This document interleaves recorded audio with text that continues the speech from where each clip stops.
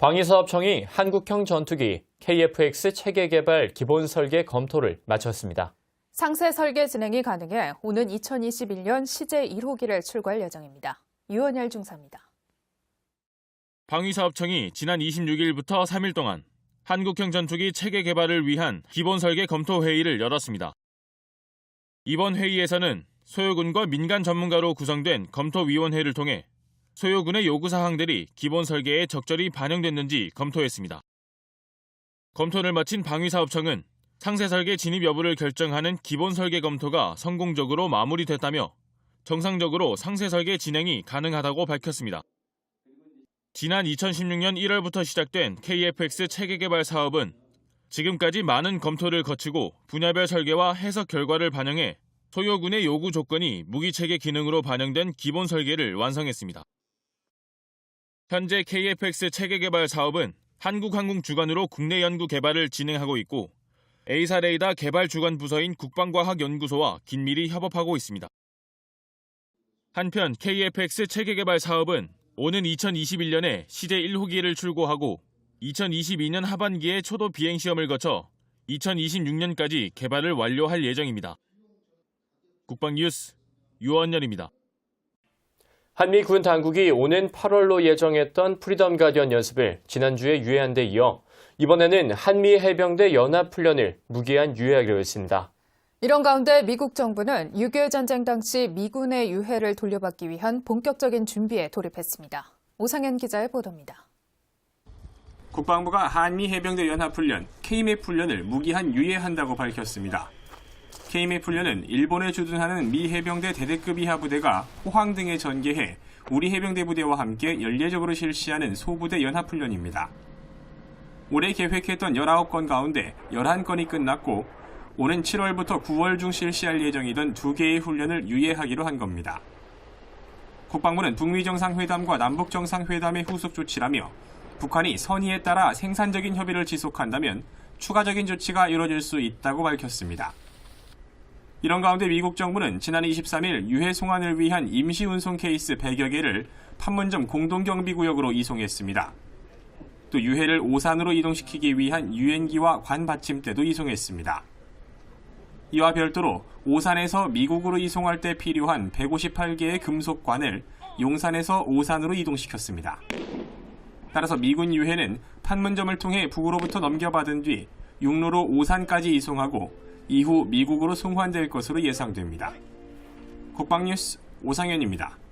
우리 해군이 사용할 해상 초계기가 미국의 포세이돈으로 사실상 결정됐습니다. 현 시점에서 구매 가능한 기종이 유일할 것으로 보이고 공개 경쟁 방식에 비해 비용도 절감할 수 있다는 유예서입니다. 오상현 기자의 보도입니다. 정부가 해군이 사용할 해상 추계기를 미국의 포세이돈으로 결정했습니다. 최신의 해상 초계기 2는 법적 측면은 물론 비용, 일정, 성능 등을 종합적으로 검토하여 미 정부로부터 대외 군사 판매 방식을 통해 구매하기로 하였으며 방위사업청은 25일 송영무 국방부 장관 주관으로 제113회 방위사업 추진위원회를 열고 이같이 결정했습니다. 이달 중으로 미국에 제안 요구서를 발송하고 8월부터 구매 협상을 벌일 방침입니다. 총 사업비 1조 9천억 원으로 오는 2022년부터 2023년까지 여러 대를 도입해 운영할 계획입니다. 잠수함 킬러로 불리는 해상 추계기는 공중을 비행하면서 경계와 정찰, 탐색, 구조 등의 임무를 수행하는 항공기입니다. 포세이돈은 민항기인 보잉 737을 개조해 제작했고 최고 시속 907km로 7,500km를 순항할 수 있습니다. 다기능 감시 레이더를 갖췄고 작전 반경은 2,200여 km로 하품 미사일과 어뢰 등으로 무장할 수 있습니다.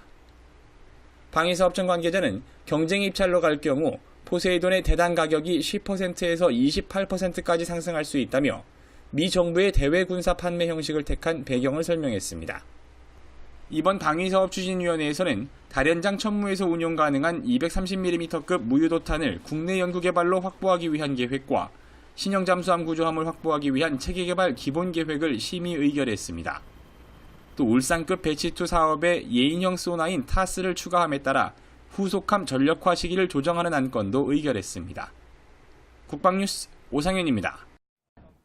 지난 22일 6.25 전쟁 68주년을 맞아 조국의 자유와 평화를 수호하기 위해 노력한 선배 전우들의 헌신을 되새기는 뜻깊은 행사가 육군 훈련소에서 열렸습니다. 선배 전우들은 후배 장병들의 뜨거운 환영에 큰 감명을 받았고 훈련병들도 선배 전우들에게 감사의 뜻을 전했습니다. 문형구 기자입니다. 6.25 전쟁 등을 치렀던 노병들이 정예 강군이 되기 위한 첫 준비 장소인 육군 훈련소 훈련병들의 도열을 받습니다. 6.25 전쟁 68주년을 맞아 선배 전우들의 헌신에 감사의 뜻을 전하기 위해 마련된 자리에 노병들은 느낌이 남다릅니다. 보람을 느끼고 긍지를 갖습니다. 이것은 앞으로 대한민국이 유지되는데 아주 중요한 요소라고 생각합니다. 이날 행사에는 육군 훈련소가 위치한 충남 논산 지역에 6.25 전쟁 참전 용사를 비롯해 광복회, 상위군경회, 전몰 군경 유족회 등 지역 보훈단체 회원 200여 명이 참석했습니다. 훈련소 장병들은 선배 전우들의 모습을 바라보는 것만으로도 새롭게 마음을 다집니다. 선배 전우님들이 지켜주신 우리나라를 정말 자랑스럽게 여기고 있습니다. 선배님들이 열심히 지켜오신 이 나라를 목숨을 걸고 열심히 지킬 것을 여기서 다짐합니다. 행사를 이끈 구재서 육군훈련소장은 선배 전우들의 뜻을 이어받아 숭고한 임무를 수행하겠다며 각오를 밝혔습니다. 국방뉴스 문현구입니다.